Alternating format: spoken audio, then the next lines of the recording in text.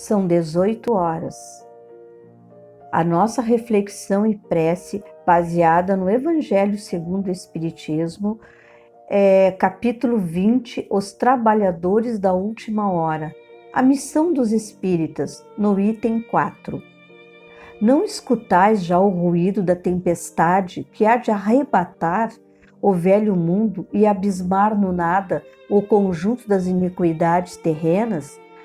Bendizei o Senhor, vós que haveis posto a vossa fé na sua soberana justiça, e que novos apóstolos da crença revelada pelas proféticas vozes superiores, ides pregar o novo dogma da reencarnação e da elevação dos espíritos, conforme tenham cumprido, bem ou mal, suas missões e suportado suas provas terrestres. Não mais vos assusteis, as línguas de fogo estão sobre vossas cabeças, ó verdadeiros adeptos do Espiritismo. Sois os escolhidos de Deus. Ide e pregai a palavra divina. É chegada a hora em que deveis sacrificar à sua propagação os vossos hábitos, os vossos trabalhos, as vossas ocupações fúteis. Ide e pregai. Convosco estão os espíritos elevados. Certamente falareis a criaturas que não quererão escutar a voz de Deus, porque essa voz as exorta incessantemente à abnegação.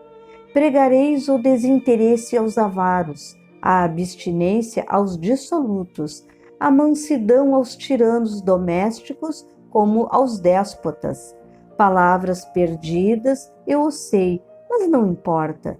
Face mister, regueis com os vossos suores o terreno onde tendes de semear, porquanto ele não frutificará e não produzirá senão sob os reiterados golpes da enxada e da charrua evangélicas. Ide e pregai. Ó todos vós, homens de boa fé, conscientes da vossa inferioridade em face dos mundos disseminados pelo infinito, lançai-vos em cruzada contra a injustiça e a iniquidade. Ide e prescrevei esse culto do bezerro de ouro que cada dia mais se alastra. Ide, Deus vos guia. Homens simples e ignorantes, vossas línguas se soltarão e falareis como nenhum orador fala. Ide e pregai, que as populações atentas recolherão ditosas as vossas palavras de consolação, de fraternidade, de esperança e de paz.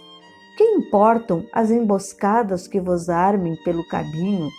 Somente lobos caem em armadilhas para lobos, porquanto o pastor saberá defender suas ovelhas das fogueiras imoladoras. Ide, homens, que grandes diante de Deus, mais ditosos do que Tomé, credes, sem fazerdes questão de ver, e aceitais os fatos da mediunidade, mesmo quando não tenhais conseguido obtê-los por vós mesmos. Ide, o Espírito de Deus vos conduz. Marcha, pois, avante, falange imponente pela tua fé.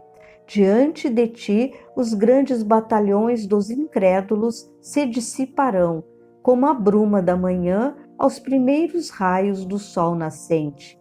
A fé é a virtude que desloca montanhas, disse Jesus. Todavia, mais pesados do que as maiores montanhas, jazem depositados nos corações dos homens a impureza e todos os vícios que derivam da impureza.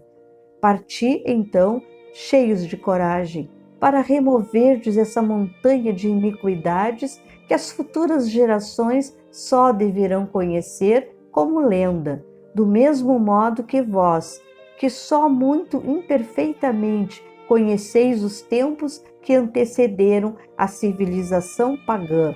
Sim, em todos os pontos do globo vão produzir-se as subversões morais e filosóficas. Aproxima-se a hora em que a luz divina se espargirá sobre os dois mundos. E depois elevai a palavra divina.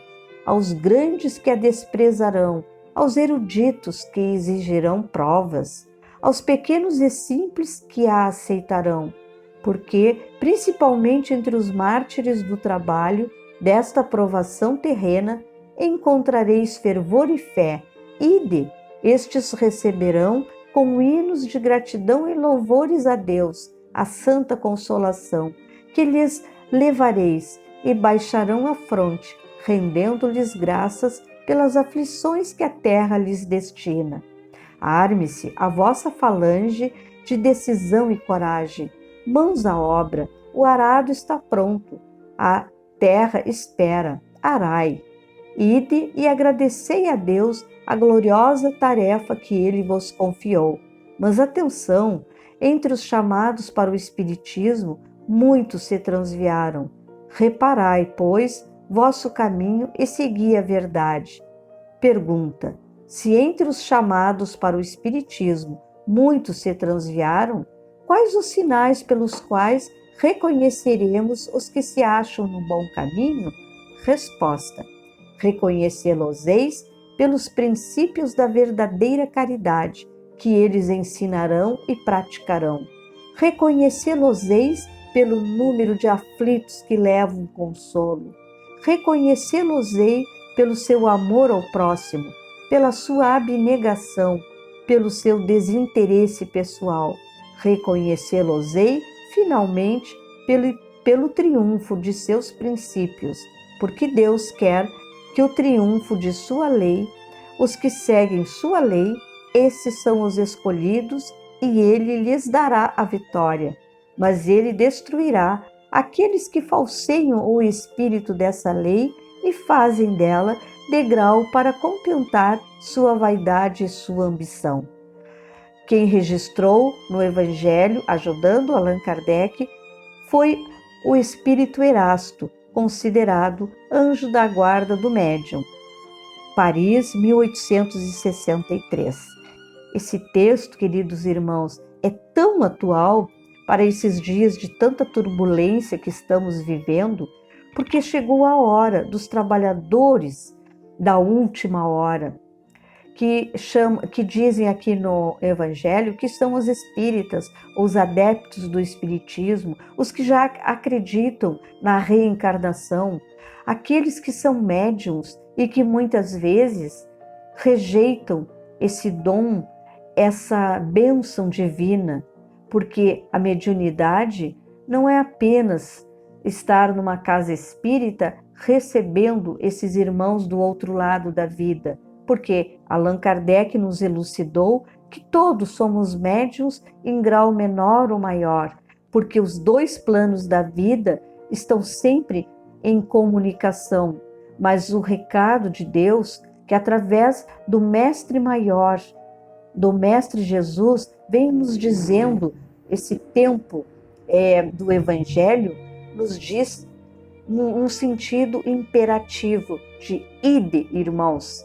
Vamos permitir que as línguas de fogo que dá para considerar a mediunidade, através então dessa comunicação, vamos alertar os nossos irmãos, né? Todos nós que já temos um pouquinho de conhecimento, alertar para esse momento que estamos vivendo, que não é só de palavras, porque a verdadeira prece é aquela da prática, que nós possamos, independente de sermos compreendidos ou não, levar a prática do amor, da caridade, da fraternidade, do perdão, porque esse mundo de coisas que estamos vivenciando nesse momento irão passar e a contabilidade divina nos dará o resultado, porque estamos saindo de um mundo velho, de iniquidades, de muitos erros, para um mundo de regeneração.